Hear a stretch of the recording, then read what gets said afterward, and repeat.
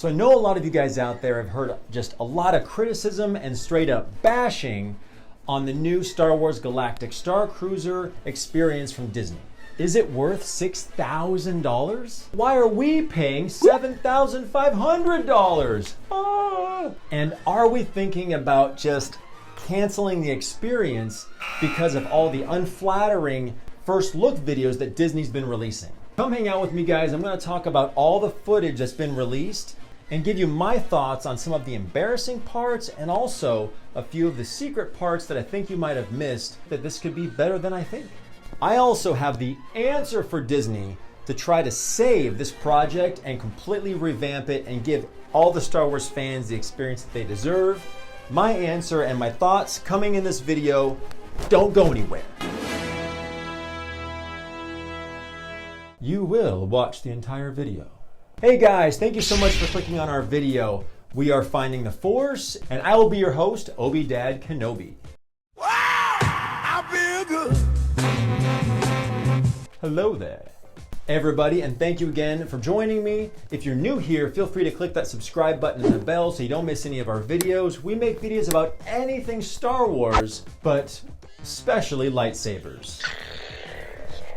And in today's video, I'm going to talk about all the footage that I've seen so far from the Galactic Starcruiser, the good, the bad, my thoughts, and tell you if we're thinking about canceling and saving ourselves thousands of dollars for the trip, the flight, and the hotel. So let's get started. So let's first talk about the lightsaber training video they released of Josh, visiting the bridge and also doing lightsaber training experience we were all hoping was going to be so great, and it turned out to be a laser pointer.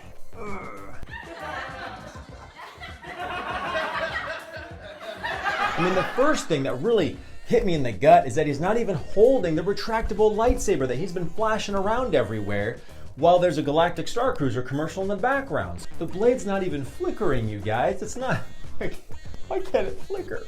So I disagree with everyone who says that it was obviously a prop that no one was going to touch, because everyone down in my comments was guessing the prices. He spoke of it as he was talking about the Galactic Starcruiser and the lightsaber training experience. I don't think it was obviously a prop.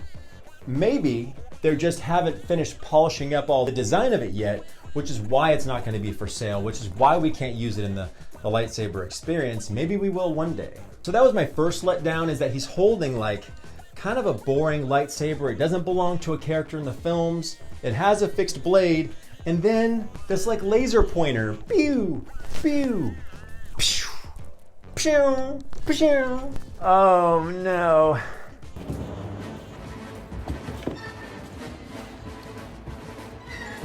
I was so excited for this experience, especially because of the schematics we saw from the patent that Disney filed.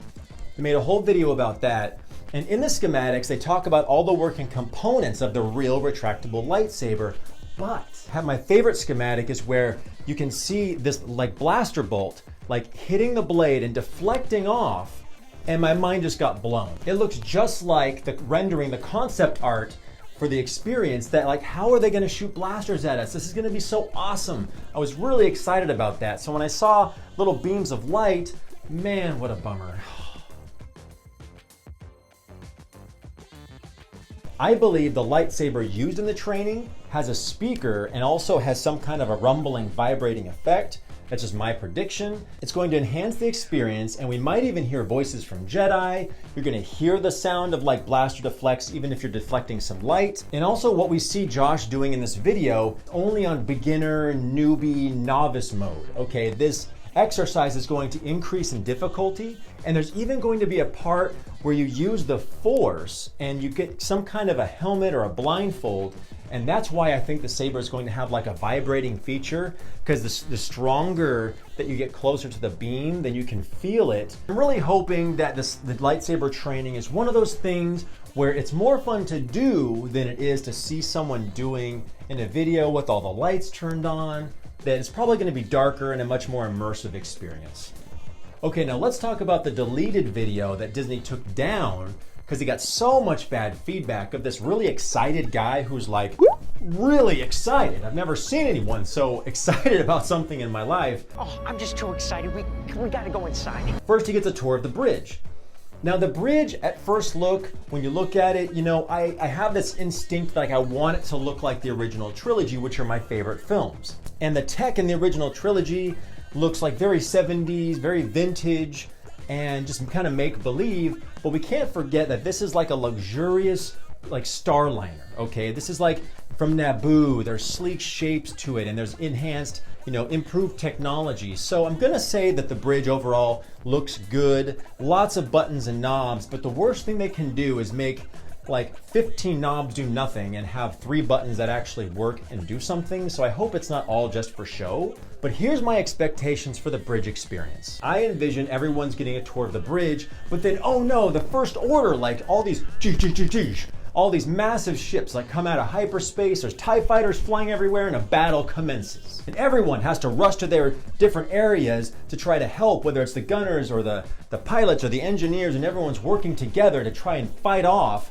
all of these, all the First Order ships. There's gonna be like sirens going and flashing lights and like everyone, there's like aliens panicking, running around. That would be really cool to work together and do that. But I read somewhere that Disney really listened to the guests when it came to the Millennium Falcon Smuggler's Run attraction, that people really felt kind of bummed when they didn't get to be a pilot and fly the ship. Or maybe the pilot they had was like really bad, like somebody's grandma, no offense to grandma. And they kept like smashing into rocks and not, you know, it's too much teamwork, it's too much work really to enjoy, which is why Star Tours is better. But Disney listened to the guests, and so what they're going to do is have everyone rotate so everyone gets to try the different activities at the different stations, whether it's shooting down the TIE fighters or it's doing this. And so my first thought is that that might lose the immersion of the experience, but if they work hard enough, they can still maybe maintain it. So the worst thing that could happen is if there was a guy standing in the middle of the room going, okay guys, group 1, you move to your next station. Let's all rotate counterclockwise. Okay, so everyone gets a turn. Okay, you guys ready? Here we go, round 2. Similar to the lightsaber training, I think that the bridge attack experience is also going to be maybe a lot more fun in person than it is by just kind of watching just Josh like shoot down a couple of TIE fighters, because it looks like just an arcade game that you can find down the street at your local fun center, you know? And then this really excited young guy like stumbles into the lounge, which from the camera footage looks actually really small. And then he walks up to the bar. Huge pet peeve, bartender, big surprise. Nice guy, smile, clean cut, doesn't feel like Star Wars. And this is a major gripe that I've had about Galaxy's Edge. Check out this concept art of Galaxy's Edge. This was actually on my desktop computer at work, and I looked at it for months being excited about being one of the first people to walk into the Galaxy's Edge at Disneyland Park on opening day. We did a vlog about it. It's still there. I'll put a link just for fun. It was one of our first videos. We made it funny. But this is what I was hoping for. There's aliens walking around. It was supposed to be immersive, droids, and a lot of randomness. That's what Star Wars is. That's what you see in the films, the hustle and bustle of all these strange creatures and droids walking around with different business. But here's what we get. We get a whole army of clean-cut 18 to 22-year-olds in costumes that look okay, you know, but we need aliens and stuff. We need more Wookiees characters walking around. You know, I want to order a drink from a droid, like a droid bartender, or like one of the Admiral Akbar like fisheye people, or some other species, anything other than a clean-cut nice guy from Orlando. That's what I don't want to order a drink from, you know? I want immersive, I want costumes. That's what you're paying for, is a whole hotel full of actors that are there to send you on all these crazy missions and activities. You gotta do something about the bartender. The bar itself, we're used to seeing the cantinas from Star Wars that look more rugged and rustic, but again, this is a luxurious Starliner, so I'm gonna go ahead and say the bar looks pretty cool. And then we get to the gal who sings the song in the video. Now, she looks like a lovely woman who has an excellent costume, very on point, belongs in Star Wars, but we're not used to hearing Star Wars music with English words. Feel the swell as the moon begins to rise above the tide. It's just not Star Wars, guys. This is Star Wars music.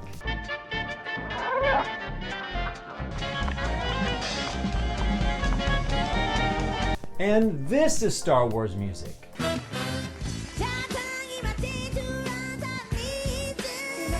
Now, okay, granted, I know those are cantina scenes that are a bit more rough of an environment. So let's talk about like when we go on Space Yacht of Drayden Voss in the movie Solo, and there are these two crazy aliens. I think there's a fish in a bowl, and they actually are singing with words. This is the kind of music I envision that belongs in the bar lounge at the Galactic Starcruiser. Check out this clip.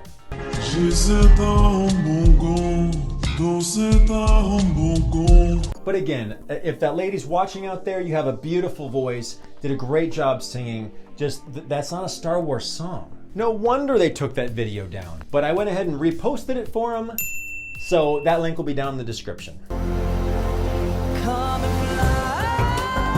Now next is the welcome video that was sent to all the guests who have reservations for the Starcruiser to get you excited and tell you about what you can expect from your trip. And boy, that got a lot of backlash. I'm Agent Dario Zinn, and I would like to congratulate you on booking your voyage through the galaxy. What's with all the triangles? I don't know why she has triangles all over her head. I don't think I've seen so many triangles in Star Wars before. But nothing against this poor girl. I think she did a great job. The whole thing, the hologram, even the pad she's holding, her costume, looks very Star Trek, not very Star Wars-ish. Hey, Disney, give us something we've seen before, right? Give us a costume or from the Clone Wars or from the films. Like, show us something that we're familiar with. And that would have probably fixed this video.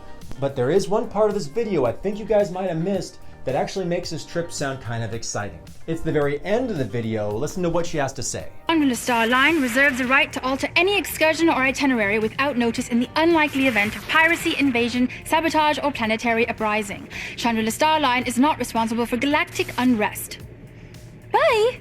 So this part of the video totally gets me thinking that there's going to be a huge takeover. I predict the First Order is going to dominate this ship, totally take it over. TIE fighters flying outside the windows of your rooms. Stormtroopers like coming in, taking over the whole ship. The staff are on their knees in shackles like, don't take my head off. Red lights and sirens going off. And then in comes Kylo Ren, because we know Kylo Ren will be a part of the experience. Like the whole environment's gonna transform. Panic mode, we have to do something to save the ship and work together.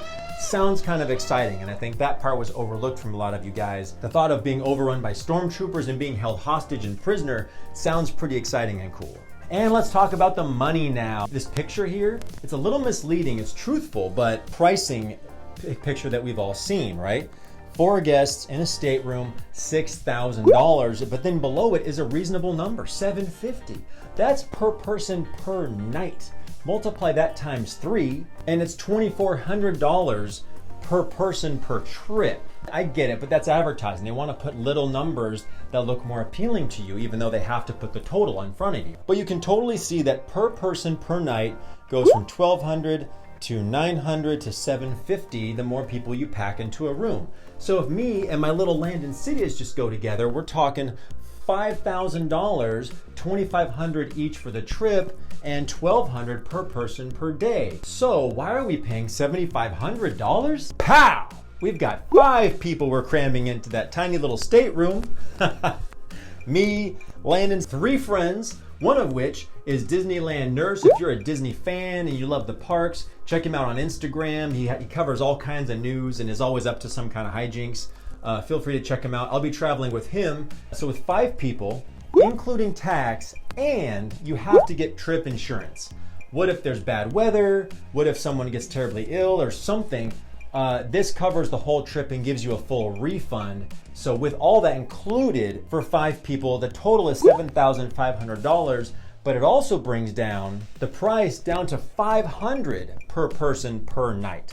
So it really does pay off to cram a 5th person into the stateroom, because there's 2 little kid bunk beds, 1 large queen bed for 2 people, and there's a fold-out bed that's kind of hidden right here at the foot of the bed that you can see from one of the photos of the stateroom. Hey, it's a way that we could go on the experience. It really drops the price for us to go and join the experience and be one of the first people. So am I nervous about cramming me, my son, and 3 other people in that little bitty stateroom?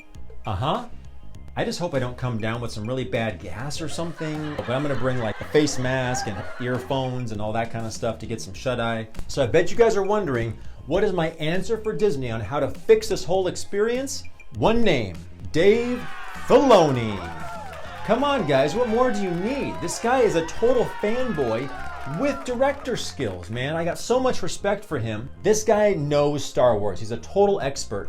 Bring him in on the project, you guys. Have him consult, have him fix it up for us, guys. He'd totally cure everything.